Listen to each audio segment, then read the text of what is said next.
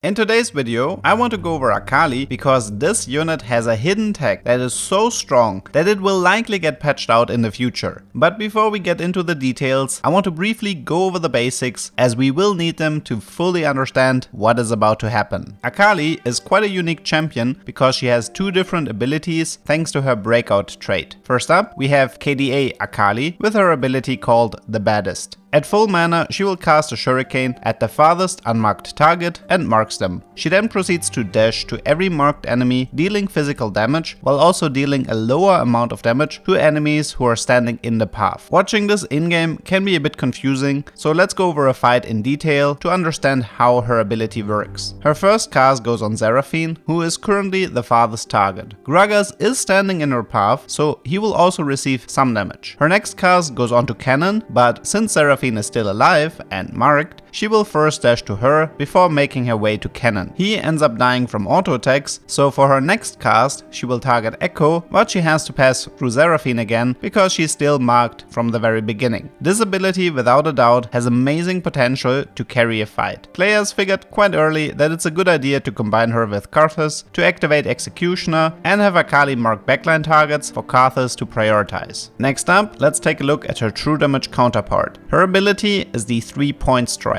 She deals physical damage 3 times, split between the 3 closest enemies within 3 hexes. For each enemy that survives, she will also refund some mana. If you give her an item while the true damage trait is active, you will also benefit from her Bling Bonus. This will make her heal for 20% of the damage dealt by her ability. While KDA Akali will benefit from raw stats, the true damage trait, as the name implies, can give her between 15 to 45% true damage depending on how deep you went into the trait. If we compare the two, then at least at the making of this video, you won't find that many players who like true damage Akali. Maybe it's simply because KDA Akali is visually way more satisfying to watch, but let's be honest, I mean, her true damage version does feel somewhat underwhelming. It's not unreasonable to assume that Riot might give her some small buffs in the future to nudge her into a healthier state. Now that we know both of her abilities and established that KDA is the better one, how do we make sure that we always get KDA Akali? Swapping her abilities comes from her own unique trait Breakout. This trait allows her to change between either KDA or true damage depending on which trait is currently trending. This simply means that the game will check the amount of KDA and true damage units on your board. Whichever number is higher will decide her trait. However, the statement isn't exactly true, so buckle up because things are about to become very messy. The intended way to change Akali looks like this. We have 4 true damage and 1 KDA on the board.